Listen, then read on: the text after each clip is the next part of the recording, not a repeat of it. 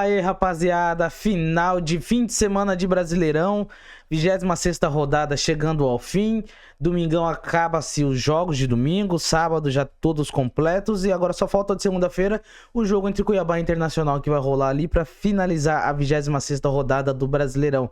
Mas o restante das partidas já foram todas completas, já tivemos já o resultado, jogos terminados já, e vamos falar aqui a respeito dessa rodada, uma rodada bem movimentada, uma rodada que mexe bastante tanto na ponta de cima da tabela quanto na parte de baixo, naqueles que brigam pela zona, para fugir da zona de rebaixamento, né?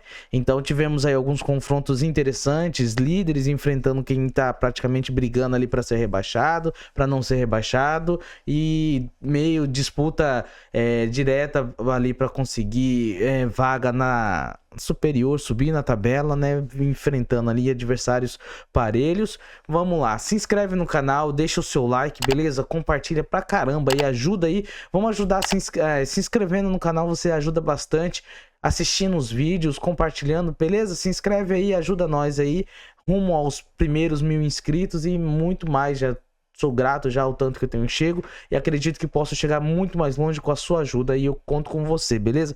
Vamos lá, a rodada começou no sabadão, tivemos um jogo aqui, igual eu falei, confronto na parte de baixo entre Atlético Goianiense e Vitória, o Vitória visitando ali o Atlético Goianiense lá em Goiás. Tivemos ali a Vitória, o triunfo, né? Venceu o Vitória por 2-0.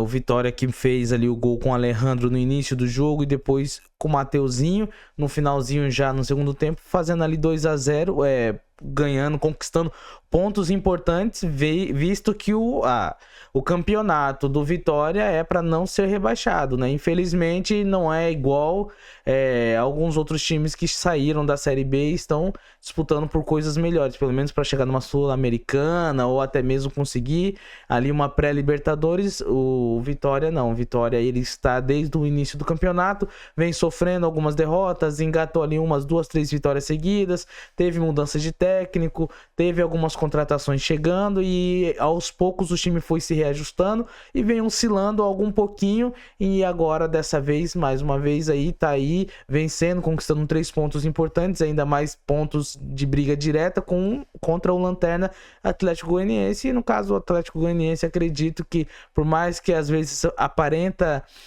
ter ali uma vitória que possa ajudar o time a respirar melhor no campeonato, mas acredito que já tem ali, já temos o primeiro virtual rebaixado já praticamente, já temos aí o primeiro rebaixado do Brasileirão, que será o Atlético Goianiense, visto o desempenho total aí no campeonato. Depois nós tivemos um Atlético Paranaense contra um Fortaleza. Esse jogo foi muito interessante, foi um jogo bem jogado, as duas equipes querendo jogar mesmo, porque afinal de contas o Fortaleza tá brigando por coisas melhores, procurando alçar voos em lugares mais altos.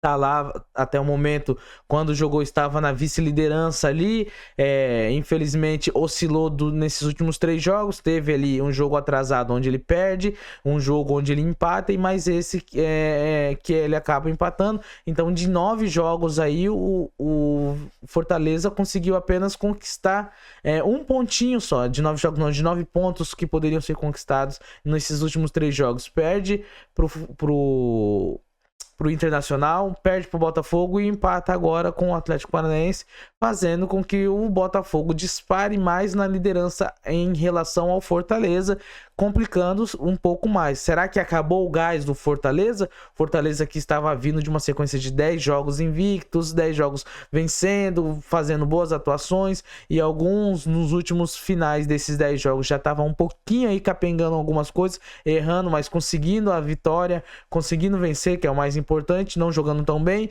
Mas agora a gente chega numa fase crucial do campeonato, onde aquele que errar menos leva o campeonato, e o Fortaleza começou a oscilar um pouquinho. Será que essa oscilação vai ser apenas nesses 3 jogos, ou mais pra frente o Fortaleza não vai ter condição de sustentar a Sul-Americana e também a questão de logística, as viagens, cansaço, e aí depois conseguir desempenhar o bom futebol que vem desempenhando contra adversários um pouco mais qualificados, que é o caso do Atlético Paranaense, embora o Atlético Paranaense também tenha muita oscilação, está muito ruim, tem que já ligar o alerta, se preocupar, porque não consegue vencer, apenas empate ou alguma derrota, então daqui a pouquinho está próximo à zona de rebaixamento, né? Querendo ou não, né?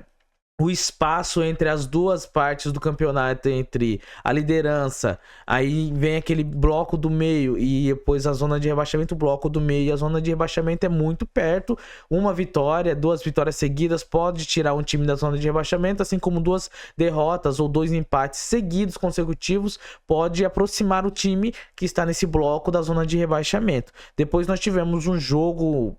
Acho que o jogo mais importante do sábado, que foi ali a vitória do Botafogo contra o Corinthians. Eu fiz esse vídeo, fiz a análise dele, eu falei um pouquinho mais, soltei ele separadamente no canal, então vai lá, eu vou deixar aí no card, você vê, beleza? E dá um feedback lá, comenta lá você corintiano, o que você achou da apresentação do Corinthians, e você botafoguense comemora, comenta lá comemorando, pode tirar sarro, zoa, que aí faz parte do futebol. E agora, já no domingo, já tivemos logo pela início aí da rodada no domingo, tivemos nas 4 horas da tarde ali, Juventude contra o Fluminense, Juventude vencendo o Fluminense lá em Caxias do Sul, mais uma vez o Juventude sendo pedra no sapato aí do Fluminense, e algo incrível aconteceu, algo inédito nesse campeonato, que foi o Fluminense de Thiago Silva. Thiago Silva tem a sua primeira derrota desde que chegou. Acho que foi 4 ou 5 vitórias seguidas com o Thiago Silva. Foi um gol tomado apenas com o Thiago Silva, ou nem um gol tomado, alguma coisa assim. E agora ele acaba ali perdendo. E incrível que no primeiro tempo só deu o Fluminense jogando muito bem. Tem ali a assistência do Kevin Serna pro John Arias fazer um gol. E o John Arias, que tem sido o protagonista, tem sido o melhor desse time, o melhor do elenco, junto com o pilar ali estrutural na defesa, a representatividade toda que tem o Thiago Silva, mas na questão de bola jogada também o John Arias tem assumido a responsabilidade no ataque, tem feito gols, armado jogada junto com o Serna também, que foi uma ótima contratação. A dupla colombiana tem se dado muito bem, eles têm conseguido jogar, teve um entrosamento aí rápido com a equipe, o Serna, e tem feito boas partidas, boas atuações, junto com o Cauã Elias também, mas dessa vez essa trinca, o ataque não funcionou tão bem, embora tenha tido bastantes oportunidades, tenha amassado no primeiro tempo, mas ali no finalzinho ali do segundo tempo, com um espaço de 2 minutinhos, Ronaldo acaba fazendo o gol e o Marcelinho também acaba ali virando, dando ali a primeira vitória, trazendo ali a primeira derrota para o Fluminense do Thiago Silva, né? Com o Thiago Silva em campo, que o Thiago Silva estava invicto, e assim ajuda também quem tá lá embaixo. O Juventude foge, igual eu falei, o bloco muito próximo, o Juventude foge de se aproximar da zona de rebaixamento, enquanto o Fluminense, que estava escapando, fica ali de novo na rabeira ali, fica em 16º, próximo ali, uns 3 pontinhos, eu acho, 2 pontinhos ali do Vitória, e continua a sua saga para fugir da zona de rebaixamento, e cada vez mais aí se preocupando também. Tem a questão da Libertadores, então tem um alerta aí para todos, para tomar cuidado, mas ele também tem ali como é que fala? Tem ali o pensamento, tem ali tudo, a ideia na Libertadores, que vai ser um jogaço também no meio de semana, mas a preocupação do Fluminense, a gente dá para ver, que é sair dessa zona de desconforto aí do Brasileirão, para ter mais tranquilidade de focar na Libertadores ou em outros, ter outros objetivos na competição no próprio Brasileirão, assim. E depois nós tivemos o passeio do Palmeiras, o Palmeiras que desde o primeiro minuto já abriu o gol, abriu o placar com o Flaco Lopes, venceu, goleou o Criciúma, mesmo depois com 1 a menos, o Caio Paulista sendo expulso, mas sem chance. Quando o Caio Paulista foi expulso, já estava 4-0, o Felipe Anderson e o Tobias acabou fazendo contra, então teve tudo isso daí em 3-0 nos primeiros 20 minutos, sem chance, foi um amasso mesmo contra o Criciúma que era, em alguns momentos, pedra no sapato de alguns times grandes, mas dessa vez não conseguiu impor o seu estilo de jogo, não conseguiu jogar, foi amassado, foi sufocado pelo esse ótimo Palmeiras do Estevão, comandado aí pelo Estevão, que vem jogando muito bem, e ali o Estevão acaba fazendo um 4-0 já no início do segundo tempo, e para fechar o caixão, o Rafael Veiga acaba ali entrando, e 6 minutinhos depois, 7 minutos depois, participando ali, fazendo 5-0, fechando o caixão. E tivemos um movimentado e legal Red Bull Bragantino contra o Grêmio, lá no Nabi Abichedi, no estádio deles lá. E aí nós tivemos o Grêmio a todo momento jogando para vencer. Acaba abrindo ali o placar, fazendo 1-0 com o Monsalve. Aí de pênalti o Sacha empata.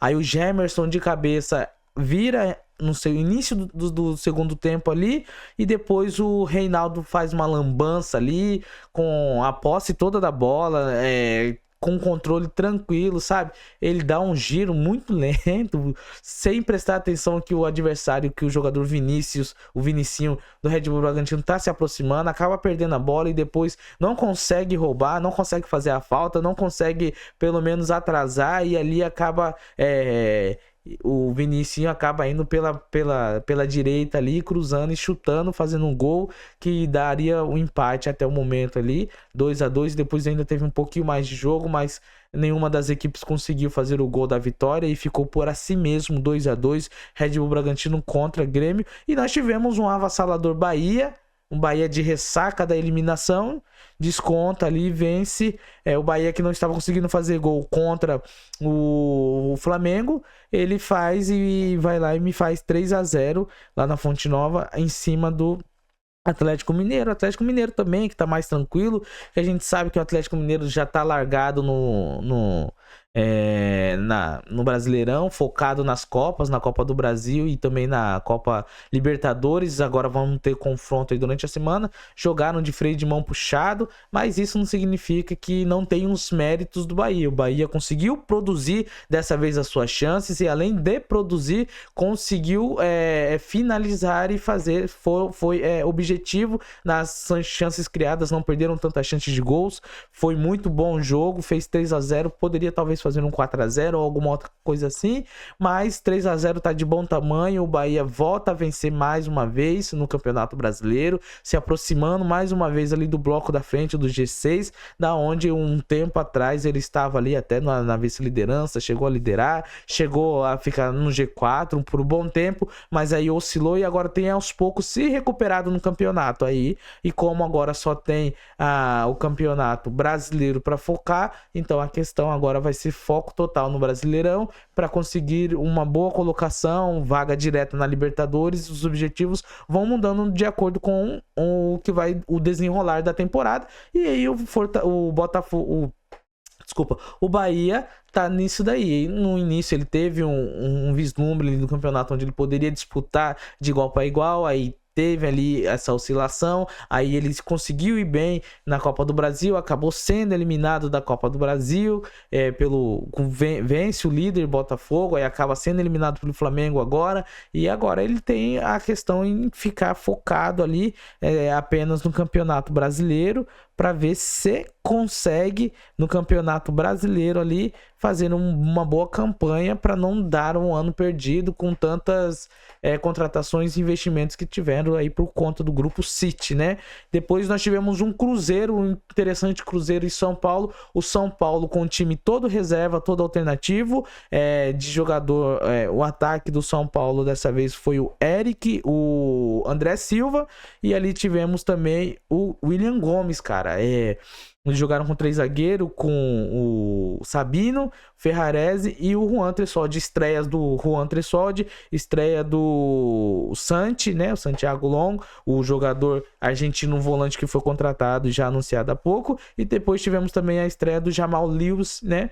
Que foi ali o irlandês, o lateral esquerdo, que foi contratado. Ele entrou depois ali no decorrer da partida. Mas tivemos essas 3 estreias, destaques para todas as estreias, mas em destaque em si para o Juan Tressoldi, que fez uma boa partida, conseguiu ali no lado direito anular alguns lances, conseguiu ali anular o Matheus Pereira em algumas oportunidades, conseguiu bloquear, não permitindo, até mesmo quando foi o Verão ali atacando, ele conseguiu antecipar algumas jogadas no jogo aéreo, atuou muito bem. A linha de defesa do São Paulo mesmo, o São Paulo tá bem servido de zagueiro, tem ali o Arboleda, tem o Alan Franco, agora o Sabino, que foi uma grata surpresa, tem agora este de rapaz que tá chegando, o Juan Tressoldi também, acredito que tem uma curva de evolução muito grande, bem habilidoso, pelo que o pouco que ele já mostrou aí jogando, tem um bom tempo de bola, jogada aérea, muito forte. Então, o São Paulo tá bem servido, não precisa se preocupar, tem o Ferrarese também, e aí o São Paulo conseguiu fazer, pelo menos na parte defensiva, um bom elenco.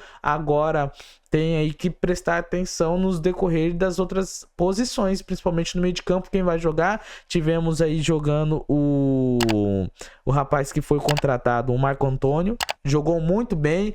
Eu vejo ele muito habilidoso, muito veloz na tomada de decisão, principalmente de passes, de fazer triangulação, de fazer 1-2, sabe? Eu consigo prestar atenção nele nisso daí. Acredito que ele poderia ter entrado lá no lugar do Lisieiro quando foi, mas o Lisieiro foi muito bem também, então pelo menos na parte de volante o São Paulo está também, conseguiu agora voltar aí, depois de longas perdas, né, perdeu o Pablo Maia, perdeu ali o Alisson, que eram fundamentais e titulares absolutos deste time, e agora tá ali com o Luiz Gustavo e com o Bobadilha, então contém mais peças para fazer reposição em caso de lesões e outras coisas ali. O Luiz Araújo vem jogando bem também pela esquerda, e o São Paulo conseguiu em muitos momentos atacar com o próprio Eric, com sair em contra-ataque com o William Gomes, e ali no primeiro tempo tem um golzinho ali, cara, não sei não aquela linha de impedimento, eu não sei, eu acredito que tava na mesma linha, cara.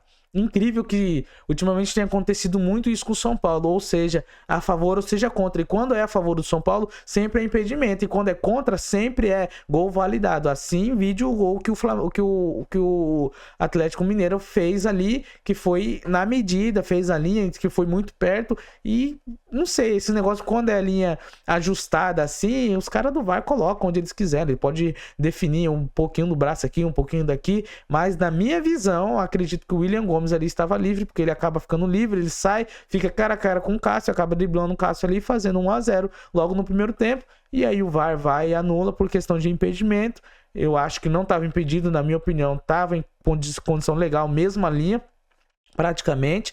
Eu acredito, na minha opinião, eu tenho para mim que esses impedimentos de mesma linha, cara, não tem que marcar. Para mim, deveria ter a regra que mesma linha ou um pouquinho sobre ela não tem vantagem. O jogador não tem nenhuma vantagem nisso. O jogador não está à frente, não tem isso. A questão é da habilidade mesmo, é o corte também na bola, de um frame que é 30 frames por segundo. Se fosse mais a CBF investisse em câmeras mais tecnológicas, tudo isso, mas a gente nunca vai ver isso, né? A CBF não trabalha para melhora do seu campeonato, apenas para dificultar mais o seu campeonato.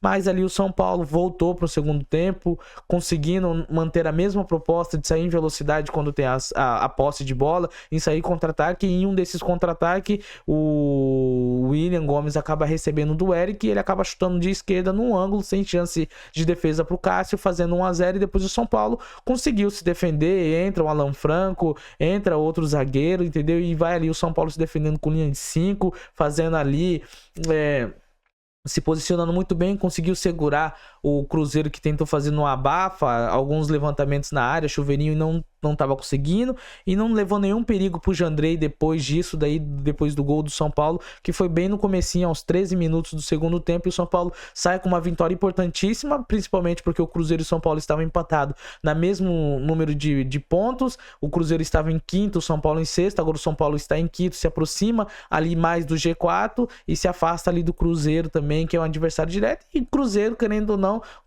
no Campeonato Brasileiro, se tem Cruzeiro e São Paulo, praticamente o Cruzeiro já é 6 pontos pro São Paulo, né?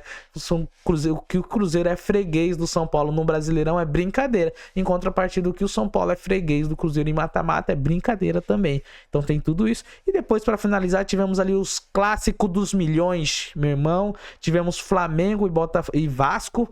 Flamengo ali jogando com algum... ainda assim sente as questões das lesões, mas tem ali a estreia do Alexandro jogando pela esquerda.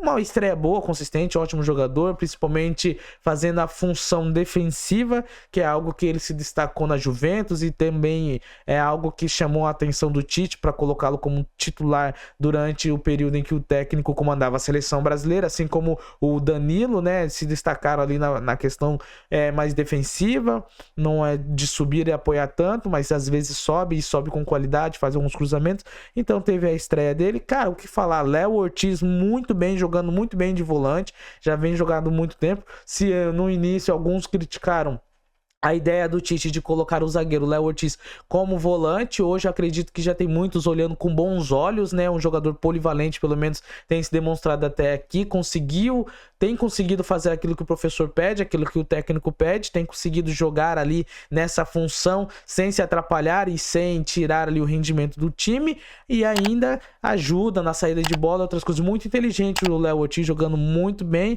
Aí tem ali, tivemos também a estreia do Plata, foi bem, foi um pouquinho abaixo de todo o resto do time do Flamengo. O Flamengo foi muito bem. Logo no início da partida tem a ausência do Luiz Araújo, mais um contundido, mais um machucado que sai ali sentindo alguma coisa, e entra o Arrascaeta, que no jogo passado da Copa do Brasil havia sentido um pouquinho alguma coisa, sabe? E aí já se preocupa mais, já joga o Arrascaeta, já vai jogando naquele alerta, tanto é que depois o Arrascaeta é substituído, entra o Gabigol, mas ali o Gerson vai e faz o gol com uma assistência, uma bela assistência do Arrascaeta. O Gerson recebe de primeira e chuta com a curva, né? Fazendo a curva para fora ali.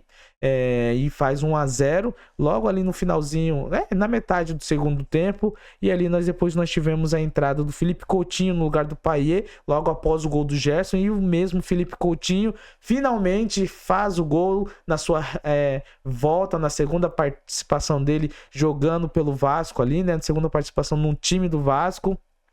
Ele que foi revelado, cria do Vasco ali, acaba fazendo o gol que dá um empate.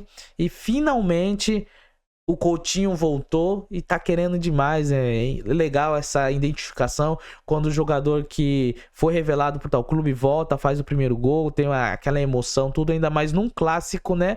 Contra o seu maior rival, que é o Flamengo. Então ficamos assim a rodada de domingo. Vamos para a tabela. Botafogo em primeiro com 53 pontos. O Palmeiras tá se aproximando. O Palmeiras que só tem a competição do Brasileirão aí, tem uns tempos para descansar, fazer ajustes, com 50 pontos, 3 de diferença. Então vai ser muito legal essa reta final, essas últimas 12 rodadas aí, tem muita água para rolar. Tem o Fortaleza agora com os mesmos números de jogos, 49 pontos. O Flamengo ainda tem um jogo a menos, 45. O São Paulo se aproxima do G4, igual eu falei, do G5 ali, do G4, está em quinto com 44 pontos também. O Bahia com o mesmo número de gol, 42 pontos. Temos aí agora o Cruzeiro com 41 em sétimo. O Vasco com um jogo a menos, com 35 pontos em oitavo. O Internacional, que possui, esse é o que mais tem jogos atrasados, ainda não conseguiu tirar todos os atrasos. Vai tirar aí durante o meio de semana e mais. O Internacional com 23 jogos, 35 pontos em nono. O Atlético Mineiro tem 2 rodadas a menos também, em décimo com 33 pontos. O Juventude com 32 em décimo primeiro. O Bragantino com um jogo a menos, em décimo segundo com 31. Aí, igual eu falei, o Atlético Paranaense, que já tem que ligar o alerta, por mais que tenha 2 jogos a menos, pode vencer esses 2 jogos e chegar a 36 e ficarem ali em nono, mas também como pode perder esses 2 jogos e aí se preocupar e manter-se na 13ª posição com 30 pontos. O Grêmio vem com esse empate e 2 jogos a menos também, continua ali na sua saga, luta contra fugir aí dessa zona de confusão, em 14º com 28 pontos. O Criciúma com um jogo a menos tem 28 pontos. O Fluminense com um jogo a menos tem 27 pontos em 16º ali. E abrindo a zona de rebaixamento, o Vitória com 25 pontos. Tudo tranquilo de jogo. O Corinthians com 25 pontos também. O Cuiabá, que vai jogar amanhã contra o Internacional, e também tem 2 jogos a menos, esse que vai jogar amanhã, e um jogo a menos com 22 pontos. E na lanterninha o Atlético Goianiense com 18 pontos. E fechamos assim a rodada do Brasileirão, 26ª rodada. O que você achou? Se inscreve aí, ajuda pra caramba. A maioria das pessoas que estão assistindo o vídeo não é inscrita no canal, então se inscreva, vai ajudar demais. Deixa o like, valeu, é nóis.